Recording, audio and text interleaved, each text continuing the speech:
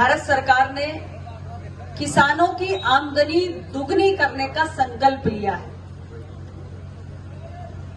और ये संकल्प पूरा करने के लिए सरकार ने अनेक नीतिगत निर्णय भी किए हैं। अनेक प्रकार की किसान कल्याणकारी योजनाओं को भी संचालित किया जा रहा है। कुल मिलाकर उद्देश्य ये है कि खेती की लागत कम हो, फसलों का मूल्य अधिक हो, खेती की उत्पादकता बढ़े और विभिन्न प्रकार की फसलों को हमारे किसान भाई पैदा करना शुरू करें।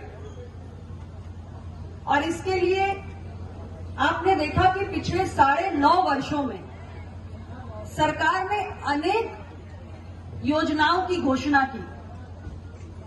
प्रधानमंत्री किसान सम्मान निधि एक ऐसी ही योजना है जिसके अंतर्गत हमारे किसान भाइयों को 2,000 रुपए की सालाना 3 किश्त यानी कुल 6,000 रुपए की आर्थिक सहायता भारत सरकार के द्वारा सीधे उनके खाते में पहुंचाई जा रही है, ताकि खेती से जुड़ी हुई अपनी छोटी मोटी आवश्यकताओं के लिए किसानों को कहीं से भी कर्ज ना लेना पड़े।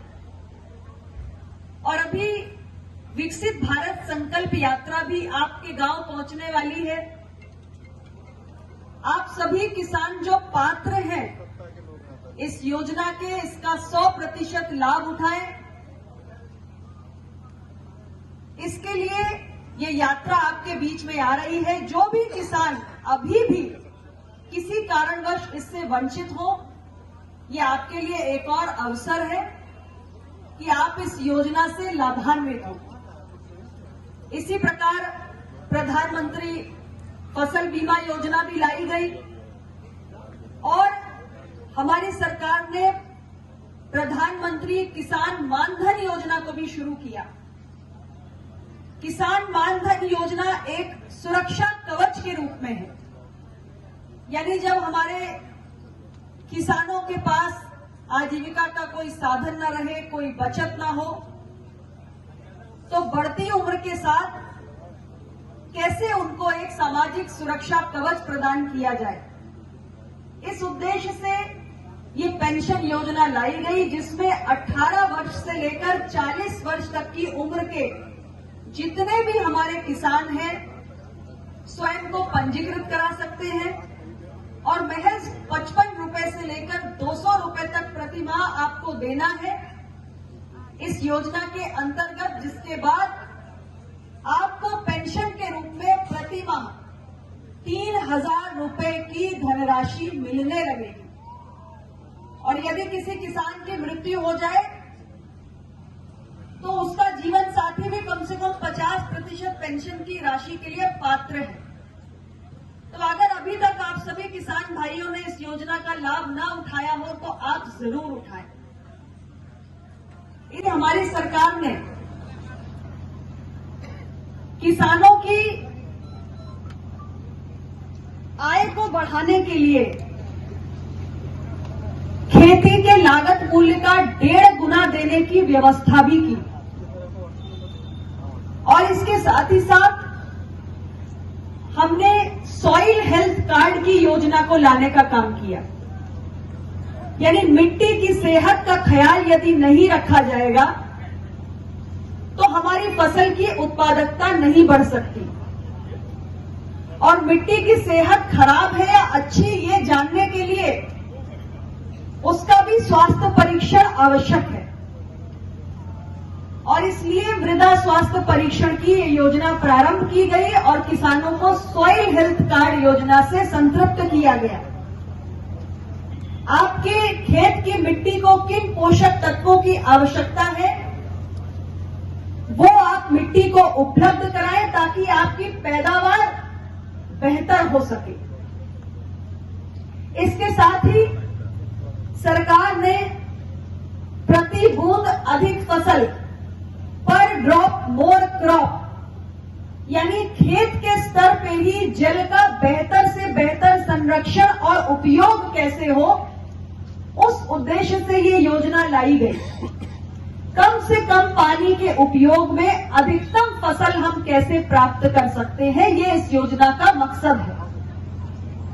इसलिए सूक्ष्म सिंचाई, माइक्रो इरिगेशन को बढ़ावा दिया गया, जिसके तहत ड्रिप और स्प्रिंकलर इरिगेशन की बात आपसे लगातार की जा रही है और अधिक से अधिक किसान भाई इसको अपनाए, इसके लिए विभाग और शासन निरंतर प्रयासरत है। इन योजनाओं के साथ साथ हमारे किसान भाइयों के आर्थिक सशक्तिकरण के लिए सरकार ने किसान उत्पादक संघों को भी बढ़ावा देना प्रारंभ किया। फार्मर प्रोड्यूसर ऑर्गेनाइजेशन एफपीओ, यानी जो छोटे और मंझोले किसान हैं, वो कैसे एक साथ आकर एक उत्पादक संघ बना सकते हैं, एक एफपीओ बना सकते हैं, जिससे उनको अधिक आमदनी हो सके। हमारे अपने जनपद में मैंने अभी जानकारी की जब विभागीय अधिकारियों से, अभी तक केवल 80 एफपीओ बने हैं, केवल 80 किसान उत्पादक संघ बने हैं और अधिकतर ये हमारे 96 क्षेत्र में है। तो हमारे पूरे जनपद के किसानों को भारत सरकार जो एफपीओ का ये कॉन्सेप्ट लेकर आई है, अधिक से अधिक किसानों को एफपीओ बनाकर अपनी आमदनी बढ़ाने के दिशा में कदम उठाने चाहिए। आप सबसे भी मेरा आग्रह है कि आप इस विषय में सोचें और प्रभावी कदम भी उठाएं। विभाग आपका सहयोग करने के लिए पूर्णतया तैयार है। आप जानते हैं कि हमने कृषि अवसंरचना कोष की भी स्थापना की, एग्रीकल्चर इंफ्रास्ट्रक्चर फंड। सरकार ने 2025-26 तक 1 लाख करोड़ का खर्च करने का तय किया है। यानी खेतीबाड़ी हो, बागवानी हो, पशुपालन हो, मछली पालन हो, इन सभी कृषि आधारित कार्यों के लिए, चाहे हमारी ग्राम पंचायतें हो, हमारे स्वयं सहायता समूह हो, हमारे एफपीओ हो या फिर हमारे सहकारी समितियां हो, सभी आसानी से कर्ज ले सकते हैं यदि कृषि आधारित अवसंरचनाओं का निर्माण करना हो। और धीरे धीरे जब देश के कोने कोने में पात्र संस्थाओं ने इस योजना का लाभ उठाना शुरू किया, तो एक बदला हुआ परिदृश्य भी कृषि के क्षेत्र में विकसित होने लगा। यानी जो कृषि आधारित अवसंरचनाओं की हमें जरूरत होती है, वो अब ज्यादा से ज्यादा आधुनिकीकरण की ओर बढ़ रही है, जिससे हमारी कृषि उपज का बेहतर संरक्षण भी हो पा रहा है।